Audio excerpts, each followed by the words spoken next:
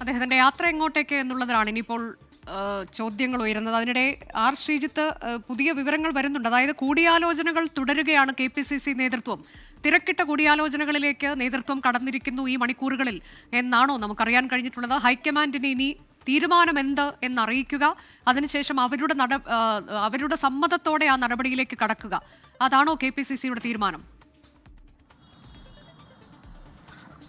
അനുജ, തീർച്ചയായും KPCC നേതൃത്വം ഈ രാഹുൽ മാങ്കൂട്ടത്തിൻ്റെ രാജി ആവശ്യവുമായി ബന്ധപ്പെട്ട് വിവിധ തരത്തിലുള്ള കൂടിയാലോചനകൾ നടത്തുകയാണ്. സംസ്ഥാനത്തെ എല്ലാ പ്രധാന നേതാക്കളുമായും KPCC അധ്യക്ഷൻ സണ്ണി ജോസഫ് ആശയവിനിമയം നടത്തും. ഒപ്പം തന്നെ വർക്കിംഗ് പ്രസിഡന്റുമാരുമായും കൂടിയാലോചന നടത്തും. പ്രതിപക്ഷ നേതാവുമായും പലതവണ സംസാരിച്ചു കഴിഞ്ഞു. പ്രതിപക്ഷ നേതാവ് അർത്ഥസംഖ്യക്കിടയില്ലാത്ത വിധം നിലപാട് വ്യക്തമാക്കിയിട്ടുണ്ട്. ഇത്തരം ഗുരുതരമായ ആരോപണങ്ങൾ നേരിടുന്ന ആളെ മുൻപിൽ വെച്ചുകൊണ്ട് നിയമസഭാ സമ്മേളനത്തിലേക്കോ മറ്റ് തെരഞ്ഞെടുപ്പുകളിലേക്കോ പോകാൻ കഴിയില്ല. അത് പാർട്ടിക്കും മുന്നണിക്കും വലിയ തോതിൽ തിരിച്ചടി ഉണ്ടാക്കുമെന്ന കാര്യം ആവർത്തിച്ച് VD സതീശൻ പ്രതിപക്ഷ നേതാവ് വ്യക്തമാക്കിയിട്ടുണ്ട്. അത് KPCC നേതൃത്വത്തിന് മനസ്സിലായി കഴിഞ്ഞു. ഹൈക്കമാൻഡിനെയും സതീശൻ വീണ്ടും സംസാരിച്ച് ഇക്കാര്യത്തിലുള്ള തൻ്റെ നിലപാട് ഒരിക്കൽ കൂടി അറിയിച്ചിട്ടുണ്ട്.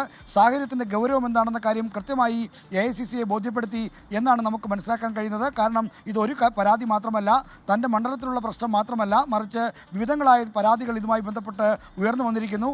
ഏതെങ്കിലും തരത്തിൽ അത് പ്രതിരോധിക്കാൻ കഴിയുന്ന തരത്തിലുള്ള തെളിവുകളല്ല പുറത്തേക്ക് വരുന്നത്. അതുകൊണ്ട് പാർട്ടിക്ക് മുന്നണിക്കും നാണക്കേടുണ്ടാക്കി പാർട്ടിയുടെയും മുന്നണിയുടെയും ഉത്തമ താല്പര്യത്തെ കരുതി രാജി അനിവാര്യമാണ് എന്ന കാര്യമാണ് പ്രതിപക്ഷ നേതാവ് VD സതീശൻ ഹൈക്കമാൻഡിനെ വീണ്ടും ബോധ്യപ്പെടുത്തിയിരിക്കുന്നത്. അതുകൊണ്ട് തന്നെയാണ് ഹൈക്കമാൻഡിൽ നിന്ന് AICC ജനറൽ സെക്രട്ടറി KC വേണുഗോപാലിൻ്റെ ഭാഗത്തുനിന്ന് സ്ഥിതി ഗൗരവതരമാണ് എന്ന പ്രതികരണം വന്നതെന്ന് നമ്മൾ മനസ്സിലാക്കുന്നു. എന്തായാലും KPCC അധ്യക്ഷൻ നടത്തുന്ന കൂടിയാലോചന ഇന്ന് രാത്രിയോടെ പൂർത്തിയാകും. നാളെ രാവിലേക്കകം ഒരു തീരുമാനം വരും എന്ന വിവരമാണ് നമുക്ക് KPCC നേതൃത്വത്തിൽ നിന്ന് ലഭിക്കുന്നത്.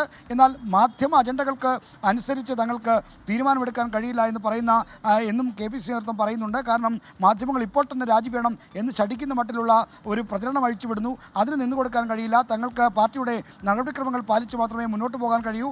ആ നടപടിക്രമം പാലിച്ച് മുന്നോട്ട് പോയി ഒരു തീരുമാനമെടുക്കാനുള്ള സാവകാശം ലഭിക്കണം. അക്കാര്യത്തിൽ തങ്ങൾക്ക് ധൃതിയില്ല എന്നും KPCC നേതൃത്വം പ്രതികരിക്കുന്നുണ്ട്.